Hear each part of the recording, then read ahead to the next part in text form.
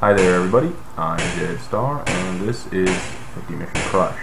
I'm playing this because we've been waiting for Chunky's new motherboard for about a month, and in our little chat I threatened that I would play 50 Mission Crush a couple of days ago, and I am now following through on that threat.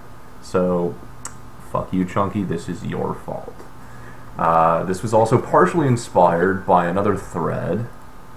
I believe it is C355N4's B-17 Flying Fortress thread, which is essentially a board game version of 50 Mission Crush,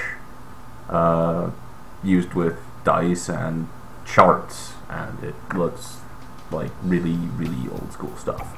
So this is basically the same thing for the Commodore 64, and it's a really annoying emulator to get running. So, we enter our name, we start off as a lieutenant, we can't get promotions, and fuck waking up at 4 in the morning for briefings. That is ass. I would never do that. And we have a full B-17 worth of crew members to put out there. I think it's it's us plus 9 slots, and you should recognize most of the names. Maybe not Franco. Franco-Matic is a longtime friend of mine, the person who introduced me to 50 Mission Crush, so he's almost always my co-pilot. And then we're going to stick the rest of the cast and crew from the Borderlands LP into our B-17. And there you go. There's our crew. Before every mission, it'll display all of that. Skill points are earned one per mission, and they start making your crew do better, as you might imagine. Before every mission, you get your chance to take how much fuel, whether you want to overload your bombs or not, and then you're given the final check if you want to take off. The important things on that screen are your target, your mission altitude, and then you get to decide fuel and bombs. Fuel is 0 to 100%, obviously. Bombs is decided by how much fuel you take. If you take 100% fuel, you get 20% bombs, and then it kind of scales from there. So if you take 80% fuel, you get 40% bombs. So here's our screen. It's really simple graphics. We just kind of move around on the world map, and the important things to note is, like, here's cloud cover. The screen goes white, and the numbers at the bottom of the screen are cloud covers. The different numbers indicate density. So there's clouds at 10,000 feet, there's clouds at 20,000 feet, and you won't get hit by fighters in clouds, and if there's clouds at your level or below, you won't get hit by flak. You also can't drop your bombs because it's cloud covered. And it gets darker the more clouds between you and the ground level.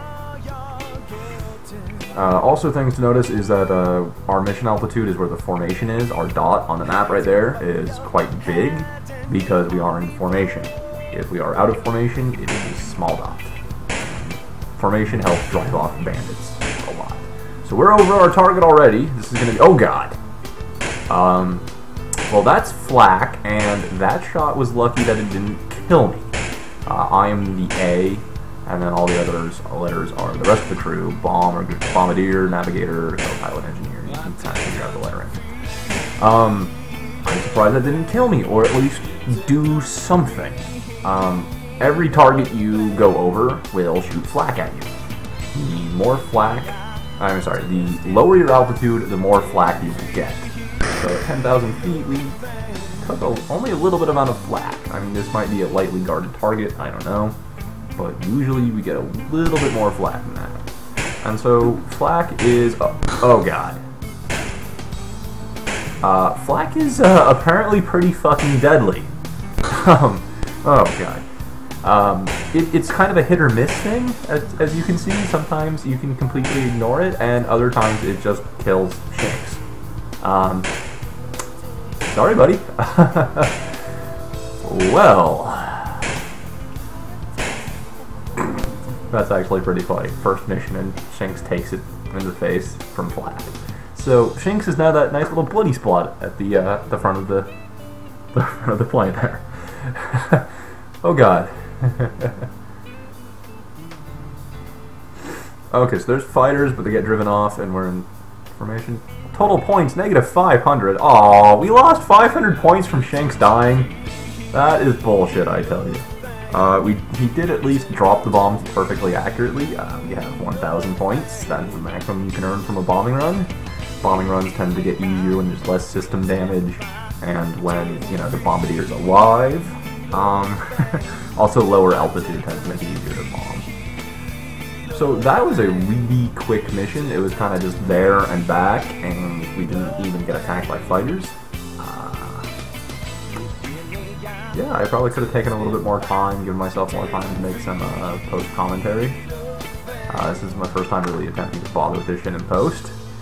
But I can't figure out a way to record the game and audio at the same time, so I'm doing this however I can. So there we go. That was a rather good mission, except for losing 500 points due to Shinx dying.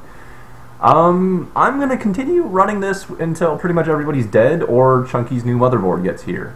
So I'm going to need a new bombardier. Shinx is dead. Mission 1 to Flak. That's unfortunate. He cost me 500 points, the fucking dickbag. If you would like to participate in the thread, first one that posts gets the bombardier spot. I've been Jade Star, and this is the start of a very promising 50 mission crush. I will see you next time.